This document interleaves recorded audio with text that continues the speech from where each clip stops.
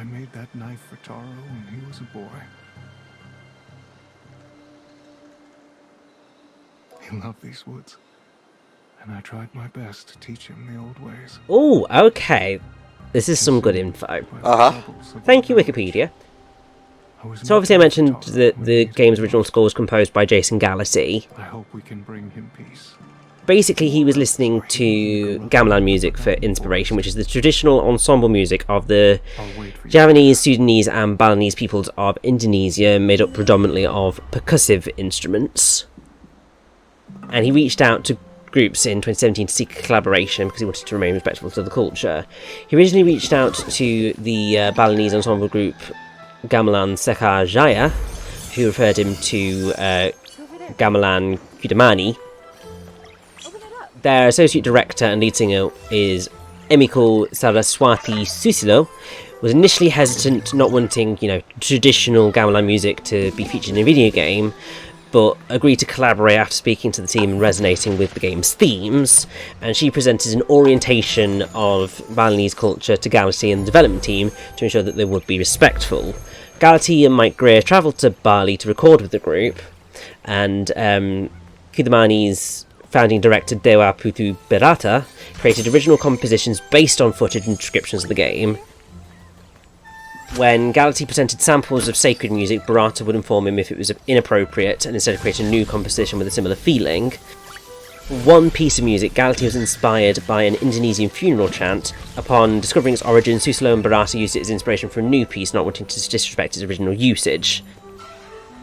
The game also features music with vocals from Larasanti, Susilo and Berata's daughter, who also voices Kenna. Her performance was recorded last minute while on tour in 2018.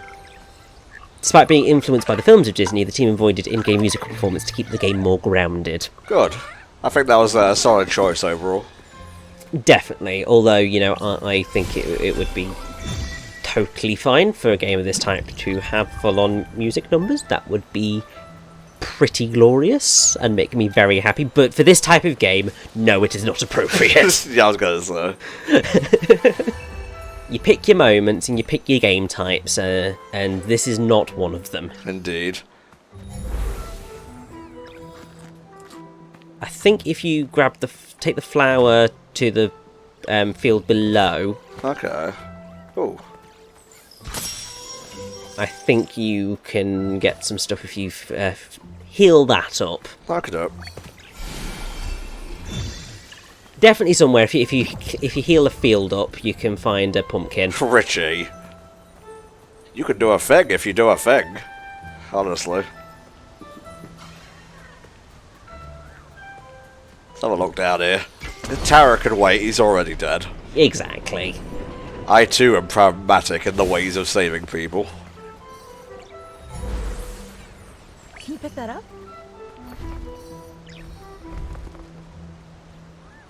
What type of animal is this? Like a fox? That's a fox. Oh, we got a lot of karma here.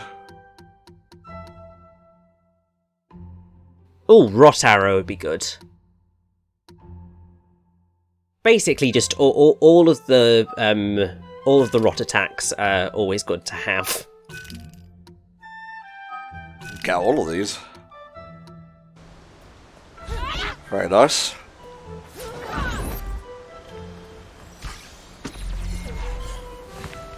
So I think this is either taking us down into a new area or back to the Forbidden Forest. I wouldn't worry too much, mate. We've got a warp.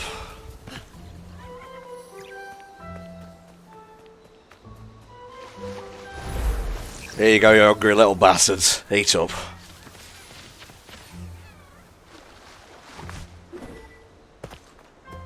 Thought I wouldn't find you, but I did.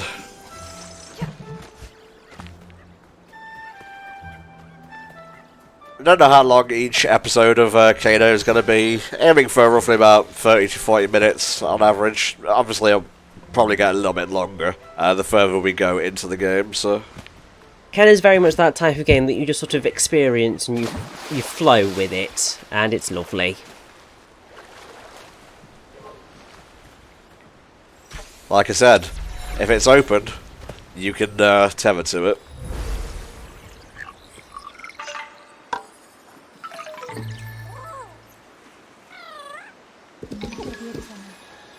Not quite there yet, but we're getting there.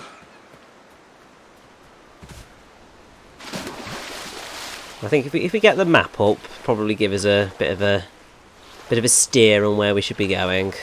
Alright, let me just get out of this here water. Yeah, so we're heading in the right direction. Basically, we want to just sort of run back to the Forgotten Forest. You can obviously take a quick warp to Taro's Tree. Well, the forest path. We're probably actually closer here, to be fair.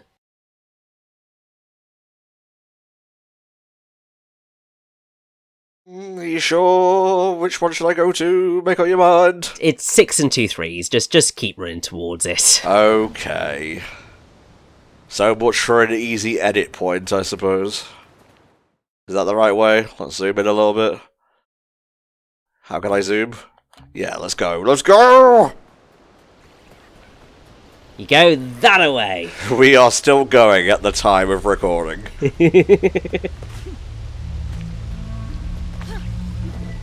Sure, this was the right way. This is back down. Yeah, no, it's fine. If you head to your left, Okay. Ah, yes. Yes. you're sort of heading that general direction. You can always check your map again to make sure that you're heading right. See, I was thinking we had to go back to Russo's place. That's what was tricking me for a second. Yeah, it can be a little bit funny, but generally, as long as you're going in the general right direction, it'll let you know. So we can't do anything about that just yet. But I do believe going somewhere will give us a quick route back down there. Ah, yes, this seems about right. There we go. That's where we want to be. Because now I can activate these.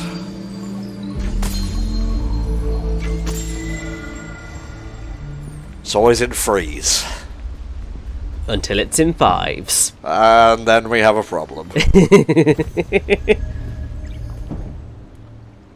Now, I've got one of the memories, and I'm pretty sure there's another one here.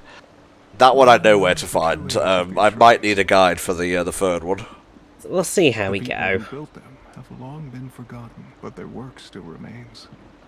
Watching over the forest like ancient guardians, Taro's spirit has corrupted the shrines and sealed the entrance to the guardian tree.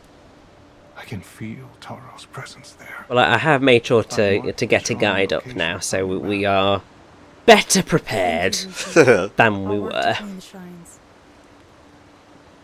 Kenna's very matter-of-fact about doing all this stuff. I guess her dad trained her well. Oh, without a doubt.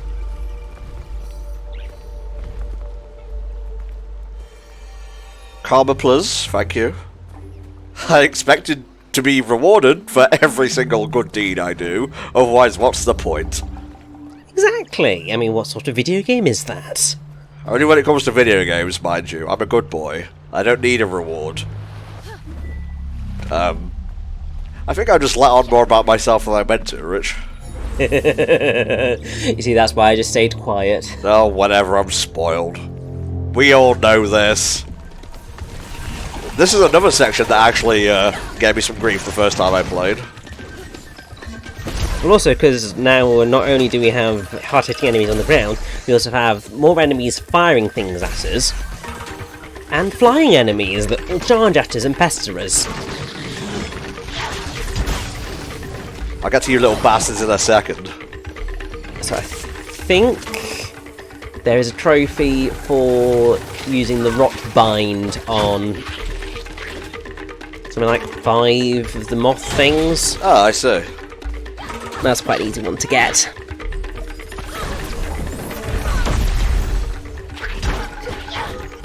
Not worried too much about taking damage. There's plenty of ample opportunities to heal and whatnot. Yeah, and also, death doesn't matter here because we are a spirit guide. I mean, part of me wonders, is Kena dead already? Yeah, I thought that throughout the game, but site spoilers never really answered, so No. make of it what you will. I'm happy that it is ambiguous. I think that that's probably the right move to take. But equally, I don't know. I like having answers to things. Yeah, for sure. Now, you could make the argument that since she's a spirit guide, she's alive, but I guess we'll have to look into the appendices and whatnot to figure out for sure. It doesn't really matter either way. You're still helping the spirits. Melting snow from the mountain shrine feeds these streams. The waters here are sacred.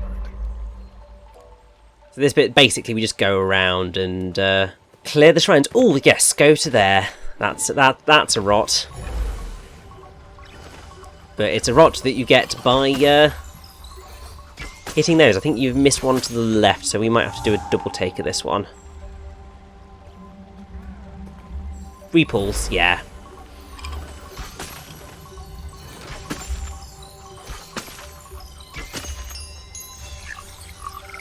That did it.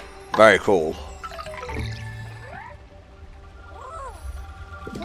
I just love their little smiles. They are so beautiful.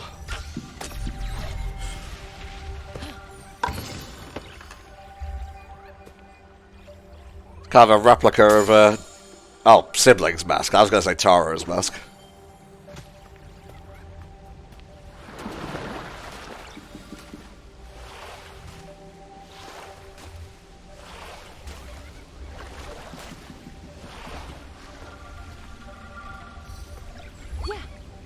You, bring here.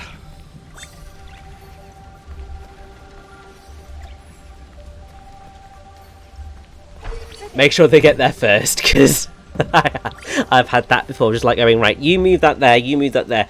Oh, you bloody dropped that one. Why can't I get more of you to do jobs than just the... to do more than one job? Why can't it be actually Pikmin instead of just pseudo Pikmin? Yeah, there we go.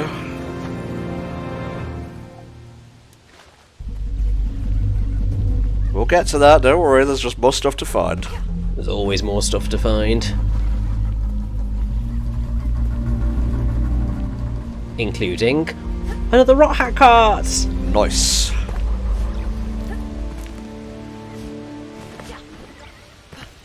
This is a bit funny though, like who's designing these things for all the rot? Jesus, that's expensive. And those sort of special masks are expensive, and it doesn't look like we have got Tara's mask yet. I think actually you get Tara's mask for healing Taro. That would make sense. It would.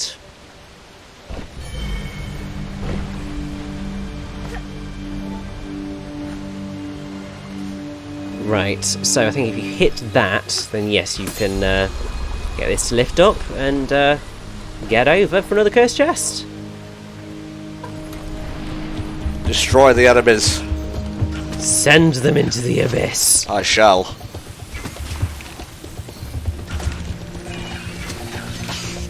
They don't have unlimited arrows, so you gotta be careful. But obviously you can boost the number that you have access to through your powering ups. More goodies for the good boys.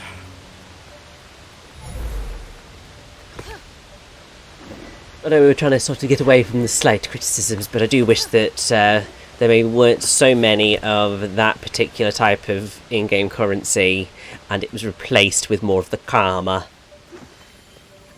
It's just like, I've already got quite a lot of that. I don't need any more, thank you. Please God, there's so many hats to buy. There are a lot. I think there's, I want to say like 54 hats?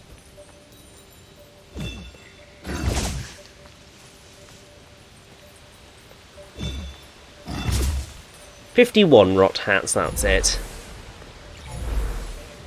There's some really odd numbers that they have for the entirety of all the collectibles.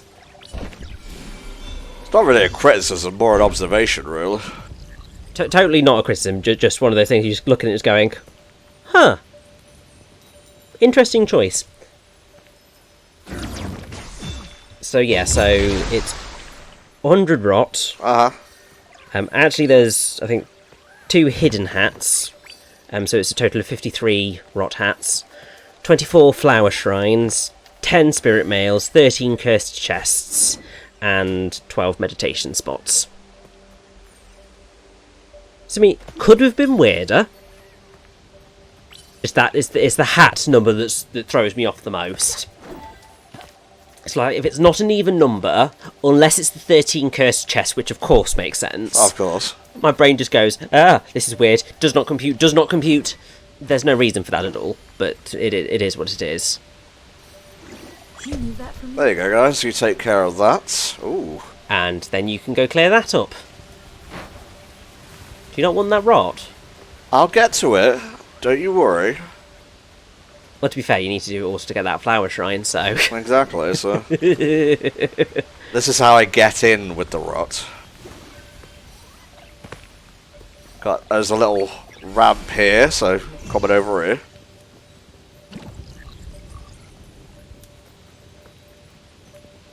I know Kana is controlling these things, but I kind of wish you could operate independently from time to time. Agreed. There's a slight weirdness with controlling it, because you control the rot's movements with the right stick. And your movements with the left stick, but obviously Kana doesn't necessarily move as fluidly as when she's by herself. Again, it's just first game syndrome. So you just sometimes end up in these situations where you end up a little bit stuck and the camera doesn't quite know what it's doing, and then you're just like, yeah, work, god damn you. Yeah. It's not that difficult, you deal with it quite easily, but you get the gist. It's when people go whiny gamer mode. We have any mode other than whiny gamer mode? I mean, technically yes, but obviously whiny gamer mode is one of the most common. I believe for that you want to, if you turn around, go forward, and turn around again. You want to look up top left. Top left, eh? Oh, okay, never mind. It's not where I thought it was. I thought there was one up there that you had to shoot, and then you kind of hooked down. Although actually, no, I remember now. Turn back round. I remember. Aha. There you go. So you have to do a triple tether.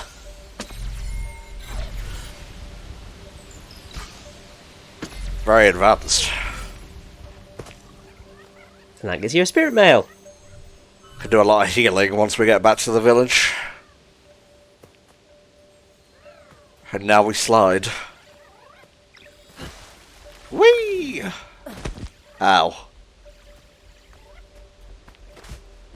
It's a good job there's technically no fall damage. Well, there is, you just die.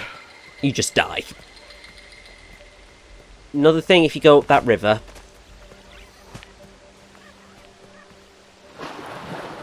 there's Summit up there. We have discussed how I like Summit. Oh. Oh yeah, so what you need to do is you need to go up on that platform that you just passed and shoot an arrow at that. You got it.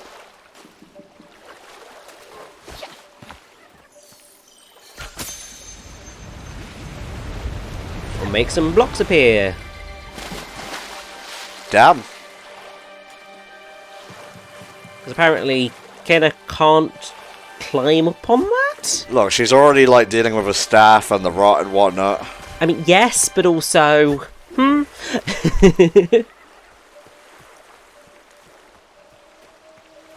Meditation spot. Hey, this is the thing from the game's boot up menu screen.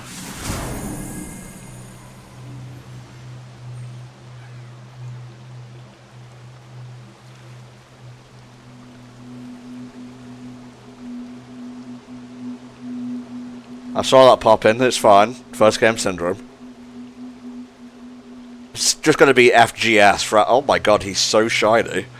He is so shiny and so happy.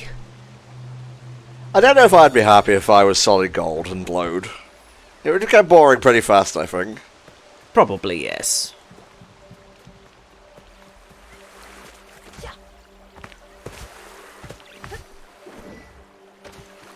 Right, let's make some progress now, because we've been all about the optional stuff. Really, you just go in a circle and you find the things that you need.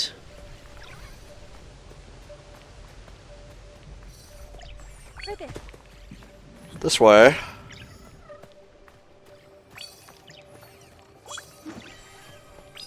That one over to your right. Yes, there's 3 of them. It's alright, mate. I haven't forgotten everything in the game.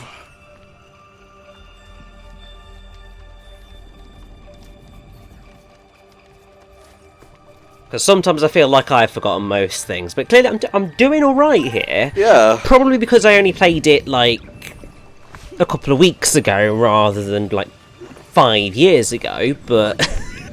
It's not a game that will challenge you for the most part, but it will definitely leave you engaged from beginning to end. I never really felt bored, per se. No, I think I sort of felt at times it was maybe a little bit on the slow side, but I think that was mostly as I was going through the sort of very initial areas, so it was only really once I got to the end of Taro's section that kind of went, okay, I feel a bit more in it now and engaged and so on. I think it was just that initial, I've got to adjust myself to the way that this game works for me to sort of go, I like you now. Ah, bless. Yo. But that's just how it happens sometimes. Yeah, like, if you can get it, play it till the end of Taro's story, and then you'll decide whether you like it or not. Because the game basically follows the same beats for the whole thing. You're just, like, healing various spirits. But they throw in a few wrinkles here and there to keep it interesting and whatnot. And I think sort of what helps is that once you've experienced Taro's story and you sort of finally get the proper vibe that it's all going for, you mentally go, ah. And that makes it a lot easier to enjoy the other ones that you're going to experience.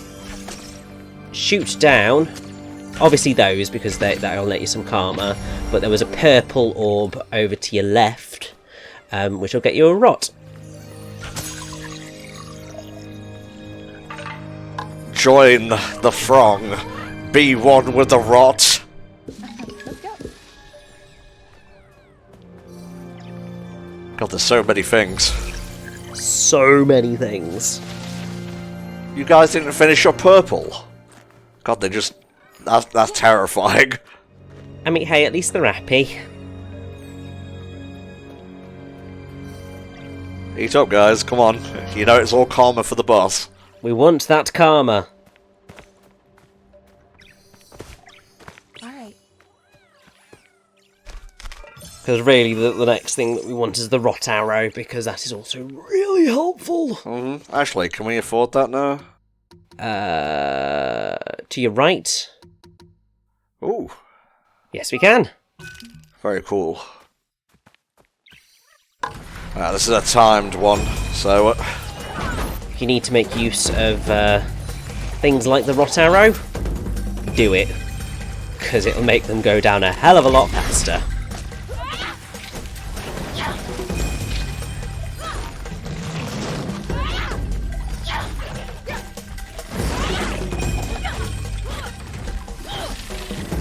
This might be a twofer. I don't think so, because that guy's not going to take very long, and then the other guy's right behind you, and I think it's the mini one, so... He dead. Definitely didn't go that smoothly the first time I played, because I wasn't using my rot abilities. Definitely use your rot abilities, because they will just make things so much easier. Yeah, just going back to the whole thing about is Kana dead or alive, I'm just going to put it out there that I think she's alive, because spirit guides are the ones who guide spirits to the afterlife, although I'm not sure about what that corruption on her hand is about. Yes, I think that the answer to the riddle that we have posed is somewhere in the middle. Mm-hmm. I think that she's alive, but something has occurred which has made her much more attuned to the spirit world than perhaps she would have been otherwise. Now we got a puzzle here, guys, and you may be wondering, oh, we just have to shoot these, right? Yes, but in a certain order, so follow the candles.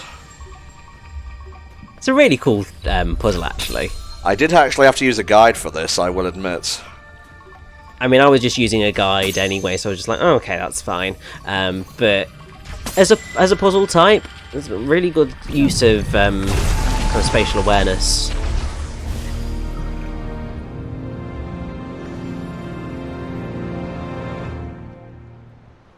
More and more the forest is becoming pure. As it should be. Children in Taro often fished in these streams. In the stillness of the forest, I can almost hear their voices. Taro and his siblings felt safe in these woods. You taught them well, Rusu. Imagine it would have been like a much nicer place if the rot weren't bopping about. Well, the corruption less so than the rot. The rot are adorable. That's what I meant. I mean, they're called the rot. You associate them with, like, poison and disease. Several worn fishing That is true. I guess that was, like, the intention. As we progress through the story, we will come across a reason as to sort of why they are perhaps called the rot. And it's an interesting one.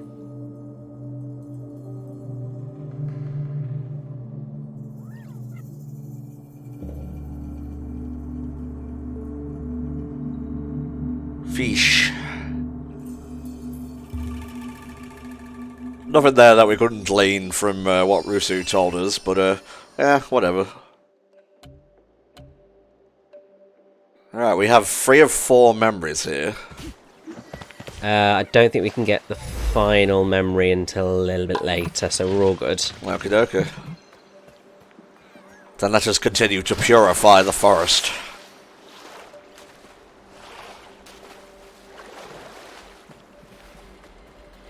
Man, this whole, like, treehouse aesthetic is totally my jam. Yeah, and I think actually that's one of our next shrines that we need to sort out. Ah. This leads to the Lantern Cave. A relic must be there. But we'll need something powerful to break through. Okay, well, not for us right now, I suppose. No, we need to keep going with sorting out these shrines.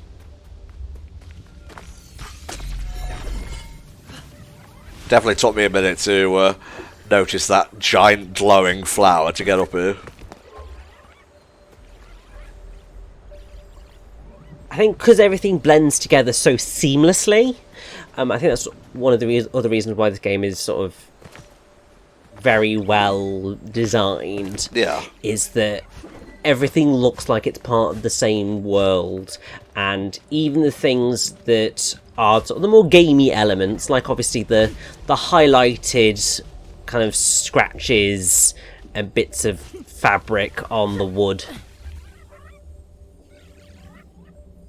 feel realistic and 100% part of the world, rather than just feeling like a tacked on gamey element. It's kind of like it's faded colour-wise because people have used it so much, so it's like a trodden path. Yeah. It's a really effective way of doing things. Damn, we got a lot of spirit bow. We do indeed. There's quite a lot in this first section of the game.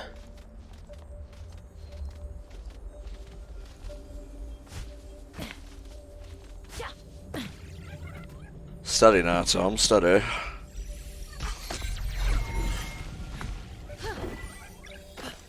Thankfully, you kind of hit an invisible wall when you go to grab these things, and you won't just end up flailing. Because otherwise I think that would be a little bit mean, don't you think? I say the game suffers a bit from first game syndrome, but there's a lot of quality of life there as well. It's not like they just rushed it out the door without consideration for how, the game mechanics and whatnot are supposed to work. Oh god, no, it all works perfectly fine. And it's really bloody polished. It just needs maybe even more extra polish. Yeah, just a smidge, maybe a couple more months. And it was delayed already, actually. Yes, it was, wasn't it? Which is fine. I mean, always to take that little bit of extra time to ensure that your projects come out as you want them to. So something that is brought up, I think from an interview or a talk that was done. As part of the podcast. The Academy of Interactive Arts and Sciences Game Maker's Notebook. Mike and Josh Greer, along with Ted Price, did a podcast discussing sort of the development of K-Now. Wow, that was a lovely death. It was. Top 10 deaths, I think. But one of the things that they, I think, discussed at that point is that they often delayed game testing throughout development because they wanted to present a higher quality product to testers. Uh-huh. But obviously, I think on reflection, they realised probably should have done a bit more testing earlier on in development. That would have ultimately, led to an even more solid product.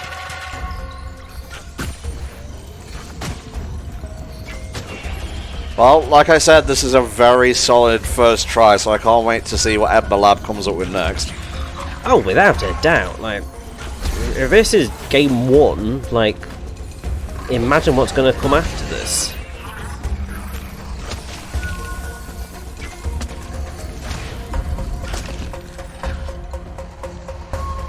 Nope. Ran right into it after saying nope. FML. I'm not falling off again. Damn you.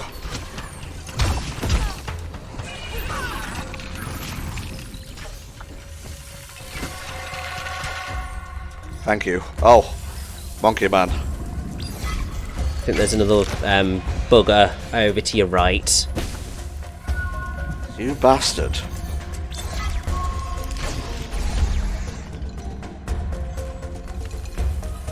Tricky one, since you are so high above the ground and one wrong move, and especially with knockback, will send you careening to your death, but Yes! it's a fast loading game, so who cares really?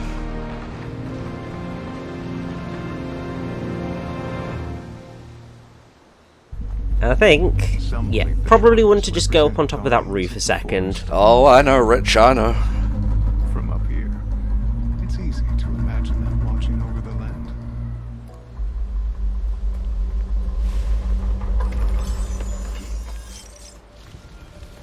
Plenty of little secrets and goodies dotted around these huge trees.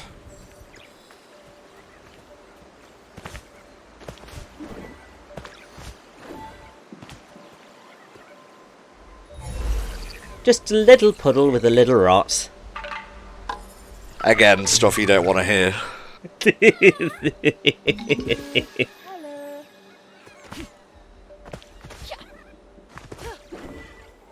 Something around the other side as well, I believe. Oh, Yeah, you just need to do a running jump to get on over. See that over there? very cool. Over there. And this goes there. And then you have to do a little bit of jiggery pokery. Because yes, you have to shoot that, get the rot over onto the lift before it drops down. And then ride it all the way down. To then get to use it on this flower shrine. I'm just on top of it, Rich. Pay no attention to the fact I went flying to my death earlier.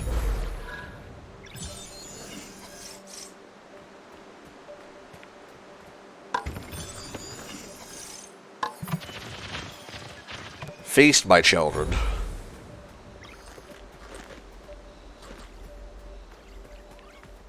I think if you go that away. think we're about good to enter this place now. And yes, we have the Sprout Captain. He's not so bad, look at him. No, I mean, you basically use your rot action, he's going to die very quickly. He's a little bit mean because he has 2 swords. Nice. Now don't forget you do have a shield. I'm not going to use this shield because I am stubborn like that. I was very much the same.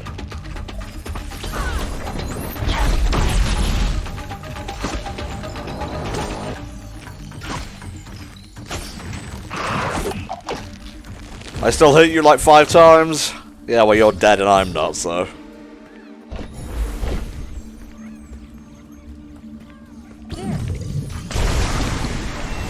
Beautiful. This little nook will be my man cave.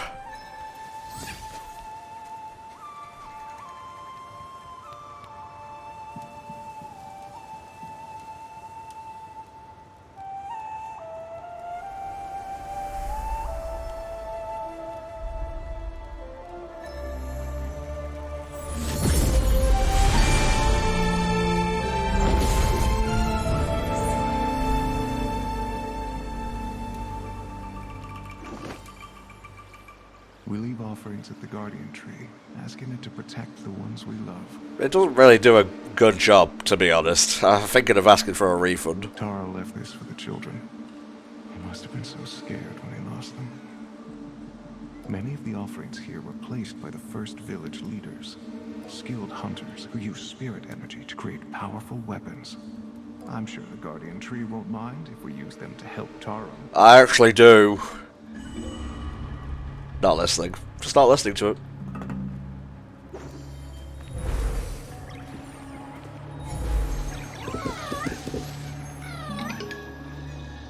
Give me your goodies.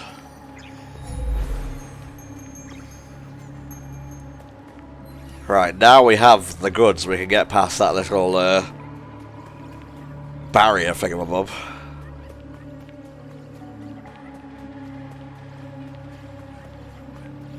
And we can get on to the final area of Taro's story. There you go, mate. And we can find out what actually happened to him. It's probably not going to be good, but this is a story about grief and overcoming it, so... Grief and death and sadness and rebirth and life. And something something on the planet Earth, yes, I love that song too. Oh, Jesus. Got a bit close there.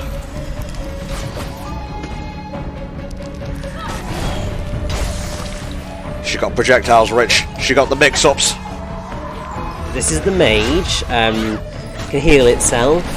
Basically, what you can do with it is you can parry that bomb back at it for a trophy. That's one of the more challenging ones because you have obviously got to get the timing just right. Yes, this arrow is meant to be in the cutscene. Why'd you ask? I don't know what corruption waits for you in the Lantern Cave, but I suspect Taro's spirit will fight to the end. I hope it's bitching. I hope it's metal as fuck.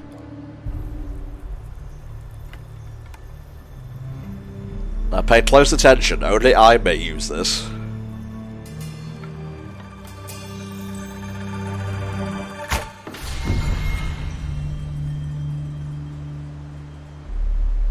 Sure we can't rustle up a few more of those? Clearly not, but it would be bloody helpful, Rusu. It would, it would.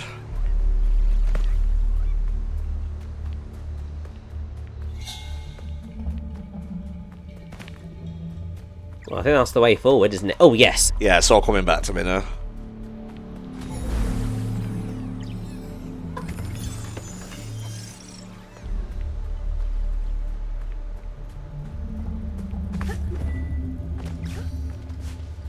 I think usually the way it works is that you're probably going to find at least 2 of the memories on your standard path. It's only sort of the last one that's a bit more hidden. Remember, you're not looking for the golden things, you're looking for items that trigger the golden things.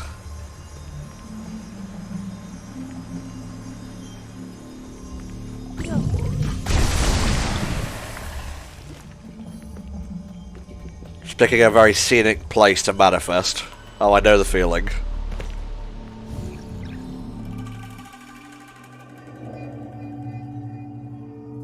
So he was just chilling, looking for his siblings.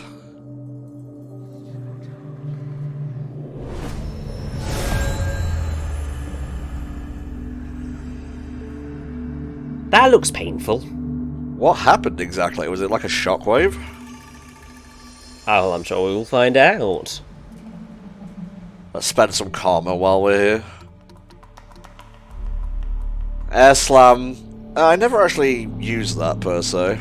No, I would just give us more the bind multi-shot and more arrows, really. That's nice how you can go to the next one if you don't want that one per se. Yeah, well, I mean, it depends on how they're connected. Yeah. Because you can see in the thing the levels of connections. Mm-hmm.